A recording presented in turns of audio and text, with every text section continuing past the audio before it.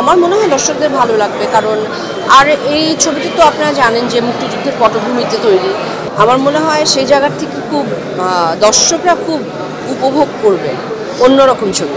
সত্যি ভালো লাগছে যে ছবিটা এই বছরে রিলিজ পাচ্ছে, আর হচ্ছে বিজয়ের মাসে রিলিজ পাচ্ছে। আরও ভালো লাগছে যে খুব একটা ডিসেম্বর মাস তো একটা উৎসব মুখর বিষয় থাকে। এবং আরেকটা ছবিও রিলিজ পেয়েছে, প্রিয় মালতী।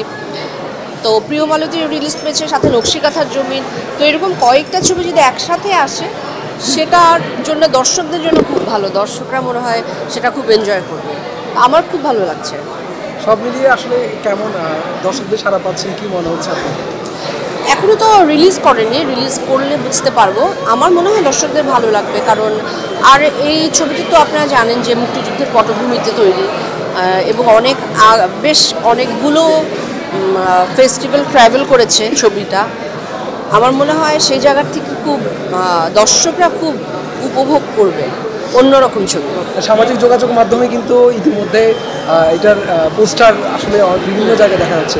সেই জায়গা থেকে কেমন রেসপন্স পাচ্ছেন বা কি বলছে আপনার সহকর্মীরা বা যারা আছে? খুব ভালো। সহকর্মীরা তো সবসময়, আমি বরাবরই সহকর্মী এবং গণমাধ্যমের বন্ধুদের কাছ থেকে খুবই সাপোর্ট পাই, কারণ আমরা তো শুধু ছবি করি, কিন্তু ছবিটা দর্শক পর্যন্ত পৌঁছে তো আসলে আপনারা দেন। সেজন্য আমি কৃতজ্ঞ, এবং সেটি আমাদের চেয়ে বেশি দায়িত্ব নিয়ে আসলে আমাদের গণমাধ্যমের বন্ধুরা করছে, সেটা আমি এক বাক্যে বলতে পারি। কারণ আমরা খুব অল্প সময় পেয়েছি পাবলিসিটির জন্যে, খুব অল্প সময়ের ভেতরে রিলিজ করতে হয়েছে।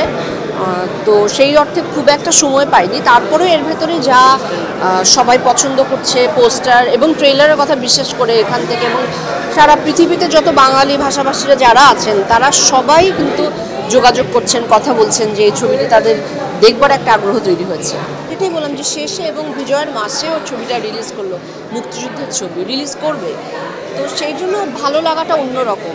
আর বছরের শেষে, এবং ছবিটা অনেক আগে আসলে তৈরি হলেও সবচেয়ে বড় বিষয় হচ্ছিল যে ছবির গল্প তো আসলে কন্টেন্টটা তো আসলে সব সময়কার, একেবারে আমাদের ইতিহাসের সর্বশ্রেষ্ঠ অন্যতম ঘটনা আমাদের জাতির। সে জায়গা থেকে এই গল্প আসলে কখনোই পুরনো হবার না। এবং আরেকটি বিষয় হচ্ছিল যে সবচেয়ে মানে অন্যতম একটি সাহিত্য হাসান আজিম হকের, যে জিনিসটা আমি মনে করি যে আমাদের বাংলা সাহিত্যের ট্রেজার, আসলে সেইটার থেকে যখন নাকি ছবি নির্মাণ হচ্ছে তখন সেটার আবেদনই অন্যরকম, সেটা একটু ভীষণ রকম ভালো লাগা কাজ করে। মূল গল্পের জায়গা থেকে খুব একটা তো বদলাবেন না উনি, এবং সেটা বদলানো যায়ও না, কারণ গল্পটা এত স্ট্রং, এত ভালো গল্প। কিন্তু সিনেম্যাটিক কিছু লাইসেন্স তো নিতেই হয়, কিন্তু তারপর আমি বলবো যে উনি অরিজিনালের একেবারেই কাছাকাছি, খুবই কাছাকাছি থেকেছেন। তো সেই সাহিত্য যখন আপনারা ভিজুয়ালি দেখবেন, আমার মনে হয় যে সেই সাহিত্যের রসটাও খুব একটা নষ্ট হবে তা হয়তো না।